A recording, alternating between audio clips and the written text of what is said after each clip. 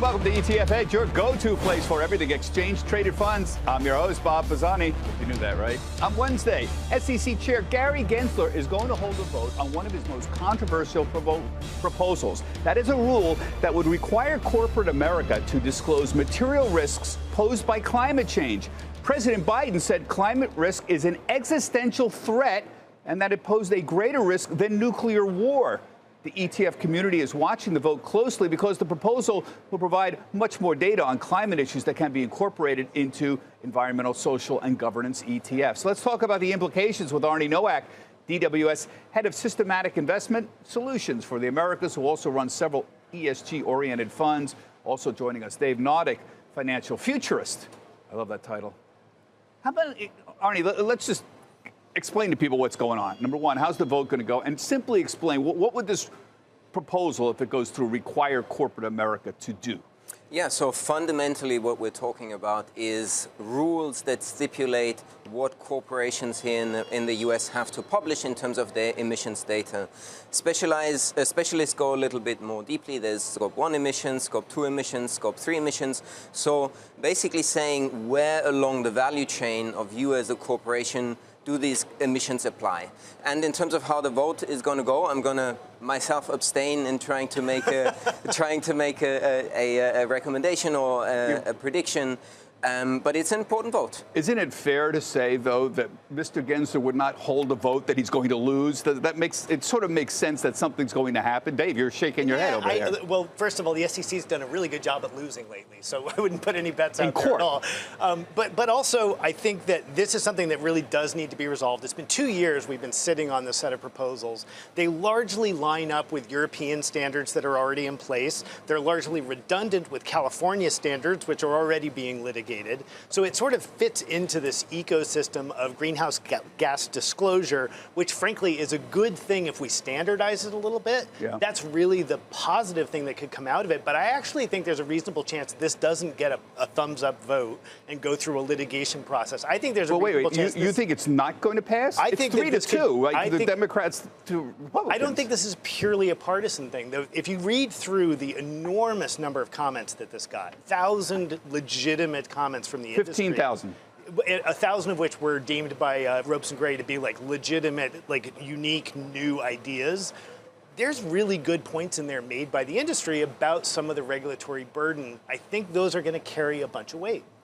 I cannot believe that Gensler would hold a vote that he's going to lose, but it's interesting. Well, let's get into this a little bit more. I want to know. You know, the purpose here is to talk about climate change and ESG here. So there's many climate change and ESG ETFs are out there. We covered this extensively several years ago.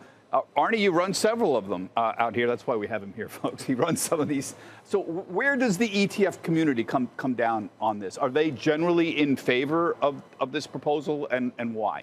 Yeah, so first of all, for our listeners and watchers, generally speaking, ESG is a pretty broad topic. You know, we talk about environmental, social, and governance-related aspects. We run those funds. Yes, S&P, for example, is one of them. However, it's important to note that those ESG funds don't only focus on climate.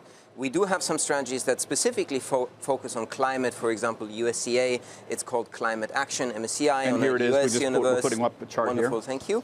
And here I would say the principle applies: the more data that is available and the better the data is, the better it is for our investment strategies. Why? Because the closer the data is to the actual reality, the closer we can, or the better we can adapt our investment strategies to the reality. Yeah, that makes sense, right? Some of this ESG stuff, we've always complained about, you and I have talked about this, it's a little fuzzy, some of the data. It's hard to get quantitative as opposed to qualitative measurements. Yeah, and a lot of what we're talking about here is specifically what Arnie called the Scope 3 emissions, which is your whole supply chain, right? If you're buying widgets, what's the impact of the widget that you bought?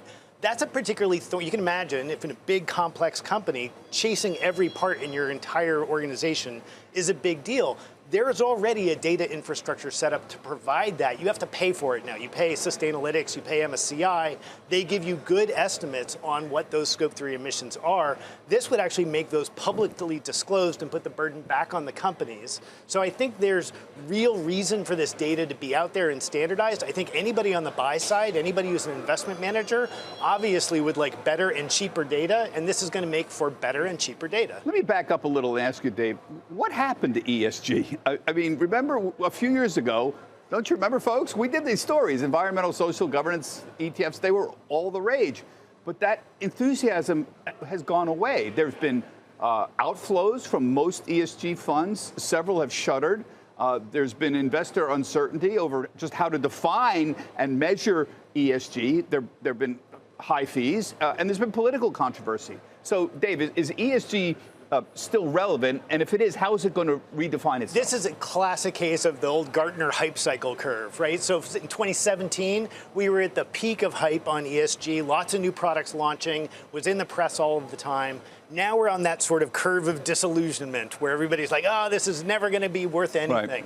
That's not true. What's really true is globally, there's still an enormous amount of money chasing ESG. Yeah. If you look at the US ESG ETFs, most of them have one large single shareholder who owns 20–30% of all the shares of that ETF, because they're bespoke for institutions that have specific mandates about either decarbonizing their portfolio or whatever those mandates may be. So Arnie, is that true for your funds? Do you have a single large shareholder or something? It's true for some funds, yes. So, for example, USCA, our key climate strategy, we have a fairly sizable investor concentration. But S&P, which is sort of a broad S&P 500 ESG tracker, has a very diversified climate range, investor base. So I would agree with Dave that there are a number of ETFs out there that have a high level of investor. So your point, I think you and I probably feel the same way. I feel a lot about this the way like electric vehicles. So electric vehicles are going on a downturn now, which says, oh, we have range anxiety. But you're an idiot if you don't understand that that's where the world is going. Right, it's not like we're all of a sudden going to stop making electronic vehicles, period. Yeah. Of course not. We're just at the bottom end of that disillusionment cycle. We're in the same place with ESG. Yes, some of the assets have flown out. That was obviously all hot money that wasn't particularly committed to those ideas. The performance has actually been there. That's the surprising thing. Well, I want to talk about what's in the underlying stocks in it, because that's why the performance has been so good. But I guess the point here is that you see these companies doing really well in this particular space. So how do you redefine it? The politics around it have gotten ridiculous. Awesome. So here I'm sitting there thinking to myself, well, gee, let's think about it fundamentally. Who is not in favor of a cleaner environment? I vote against cleaner environment. So clean energy, the world is moving in that direction. Number one. Number two, who's not in favor of more diversity in the boardroom? Who wants less women and minorities on the boardroom? I want to see somebody vote on that. So generally, the world is moving in that direction, yet it gets wrapped up in a lot of politics. So how do you redefine or reinvent itself so that it becomes relevant again? I think there's a bit of unbundling that has to happen. And to Arna's point, right, he's talking about USCA, which is a climate action fund. It's very specifically going after one of the legs of the stool. I think you're going to continue to see the environmental part, the E, and the social part get pulled out into their own funds. Yeah. And governance, I think, is one that's just universally getting better across Doesn't the that board. Make sense that this whole ESG, that we kind of glue these parts together, that's what kind of makes me feel awkward about it. Do they necessarily all go together? No, I understand they intellectually where the idea came from, but I think it's caused problems, don't you? You're staring at me like... The problems is always subjective, but yes, it certainly requires sometimes more explanation than it might need to. But I still maintain that having something like a S&P ESG tracker that focuses only on sort of the top names within each industry group can be an interesting way of investing, yes. Yeah. But you and I agree. It's sort of, we awkwardly bolted these things together here. And they don't necessarily all There can fit both perfectly. be an investment problem there, because it's not necessarily the case that your social justice fund is going to be your clean energy fund, and they may actually contradict each other. I think those are just real. I want to get back to the proposal, Genslers proposal. So the final proposal has not yet been released, but it's going to require disclosure on direct emissions from owned or controlled sources. This is called Scope 1, as well as indirect, and here they are, folks, as well as indirect emissions, such as from generation of energy. Now, it's less clear as whether the rule would require disclosure of greenhouse emissions from their supply chains, as Dave was referencing, and the users of their product. This is called Scope 3. This has been vehemently opposed by many. Now, Reuters has reported that the Scope 3 requirement is going to be dropped. That is not official from the SEC. We don't know that yet. But I guess the question is, how much does corporate America support this? I mean, Gensler, I mentioned they got 15,000 comments, the most ever received. Does not support this. Let's be clear. I don't think there are very many boardrooms where people are saying what we need is more expense to disclose more about our operations. They're not asking for that. I think But most of them are saying they are. I mean, Walmart submitted a letter saying they understood why and that they were already reporting most of the information well, that's the thing is, for. For the companies that are in the S&P 500, virtually all of them already report all of this data, or they have very good estimates on the street. Yeah. So from their perspective, it's like, fine, whatever. They don't particularly care. Here, look, this is Walmart's comment letter. We wholeheartedly support the Commission's objective of facilitating the disclosure of consistent, comparable, and reliable information on climate change and other environmental, social, and governance topics. Walmart has been reporting climate-related information for 15 years and on certain other ESG issues for longer, and they noted that a large part of their emissions are Scope 3, right, in fact. So this is why I'm wondering how much opposition. I can understand why the Scope 3 is eliciting problems. This is another case, Bob, where we've got the U.S. effectively being the secondary regulator. The reason Walmart has done all of that is not necessarily out of the goodness of their own hearts. It's because they want to be considered a target investment for a Nordic sovereign fund that demanded they have Scope 3 data. Right? So these large companies have already had to do most of this work. So it's easy for them to say yes. The overall tone of those comment letters was negative on Scope 3.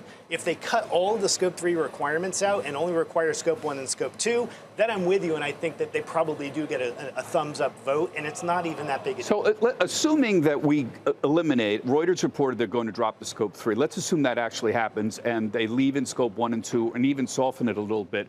It'll pass then, right? 3-2? And it will also have very little impact on anybody because, like I said, most publicly traded corporations, I went and looked down to the bottom of the mid-cap zone. Everyone I looked at, I could pull up a screen that had all of that data already there. Well, I see a lot of activist groups eager for a fight on this. It seems like somebody is going to sue the SEC on the grounds that they're overreaching, for example. So we've talked about the Administrative Procedure Act in the past. And folks, you don't know this, the APA outlines the rulemaking procedures that federal agencies need to follow.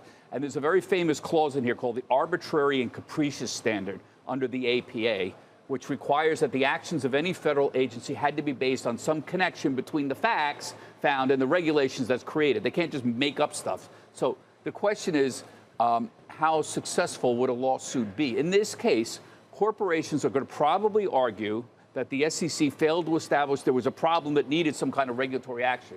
Or they're going to say they didn't do a proper cost-benefit analysis. They have to do that and explain how much impact it's going to have on corporations and the cost.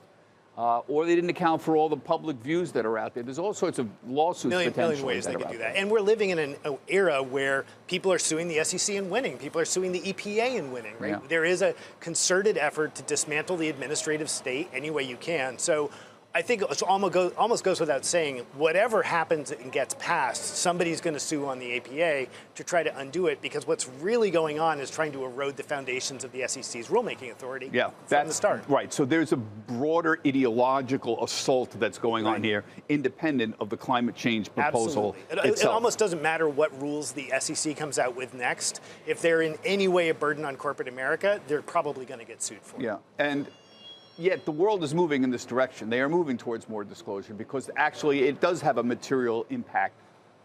I mean, I always say if I'm investing in bonds in Miami Beach, I sure as hell want to know something about climate change in Miami Beach. And how does the Miami Beach, are they building a seawall? I'd like to know that. If they're doing that, that's a disclosure on climate change. So this is an obvious one, but that's sort of the way I feel. I mean, think about insurance if it's companies. Material. Right. And then you get hung up on what's material. Right.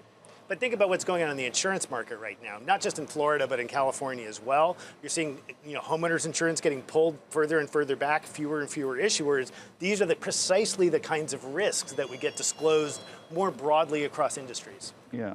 And Bob, I think you made a very important point on financial materiality. Because we're sometimes talking about ESG and it sounds and feels and is perceived as if we're talking about ideology or political topics. No, we're talking about risk factors that can financially and materially impact a company's profitability. So therefore, I think this conversation is super relevant. Yeah, so these rules are going to have an impact on corporate America, as you said here. So just think about it. Increased costs overall for reporting.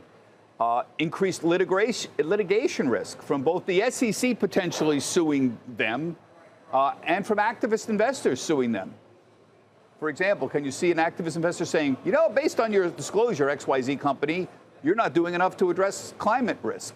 So here's just three obvious things here where it can impact corporate America. So you can see why they're pushing back. There's going to be a gigantic mini industry around here. Climate change disclosure committees, just like there is for cybersecurity. Right. Now, cybersecurity has now spawned a gigantic little industry of advisors within corporate America, advising them on how to proceed. We absolutely already have that in the climate space. I mean, there's a very large business in climate consulting for corporations already. Again, because most publicly traded companies already have to do most of this work anyway, just to be viable targets for investment from big institutions. Yeah. I want to talk about what's in the funds, because you and I used to have this argument all the time about why these funds look this way, because they mimic large cap and large cap growth funds a lot here. So the biggest holding in the climate action ETF that you run, here they are, folks: NVIDIA, Amazon, Microsoft, Alphabet, Apple, and Meta. This is what we call the Magnificent Seven, by the way, but here it is. And it's really the same with the S&P 500 ESG ETF. This is USCA. This is the climate action. But if you look at the other one, the S&P, you know, it's essentially the same thing. How do these stocks? People ask me this all the time. How is it that these big cap tech names suddenly make it in an ESG fund? Is there nothing else that's out there? Can you just explain the criteria for? Yeah, absolutely, with pleasure. It's relatively straightforward because both S&P as well as USCA aim to invest in those stocks that are the best within their respective industry groups.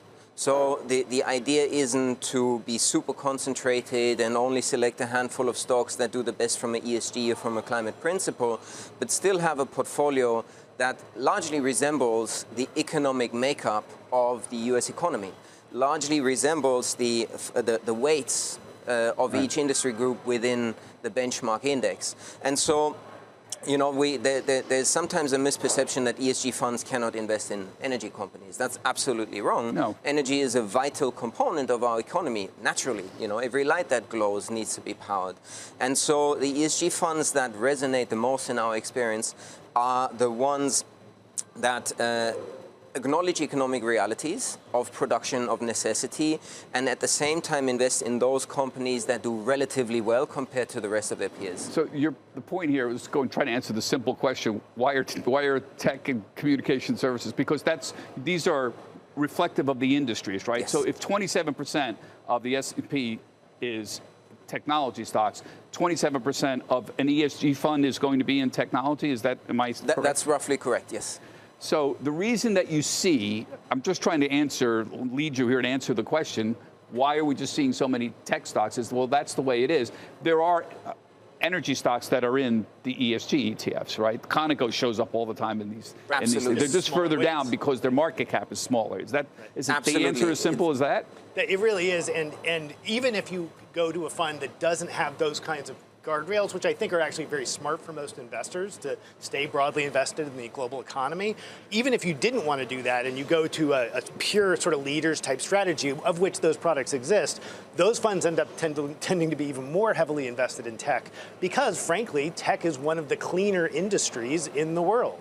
Right? It's certainly cleaner than most major heavy industry. It's cleaner than most energy and extraction industries. So yeah, if you solely look at climate as your window, you'll probably not end up owning a lot of energy companies, not owning a lot of miners, not owning a lot of steel companies. Yeah. And so you end up with something that looks like services, healthcare, and technology, which is a very strong bet to take. So you should be doing that with very wide open eyes. And it's ESG, right? So there's three components here. Are they weighted equally, E, S, and G, when you break these down? How do those three components could have come in here? Yeah, for standard ESG funds, it's a little bit difficult to say it's fully equally weighted, but they're equally important in a standard ESG fund. On something like USCA. So you run a screen for, like, let's just put governance.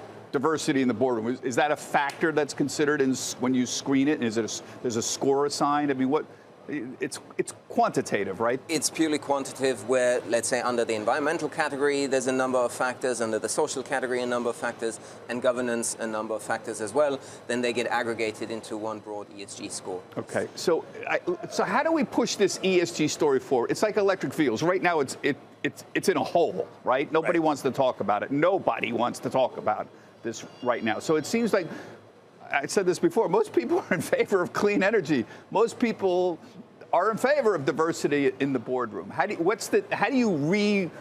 you re-propose this idea? I think what we'll see is that this will become a quiet story that a lot of people buy. And what I mean by that is if you talk to financial advisors, almost every advisor I know has an ESG strategy for clients who come in and want that. The question is, are they being responsive or are they being proactive in recommending an ESG strategy out of the gate?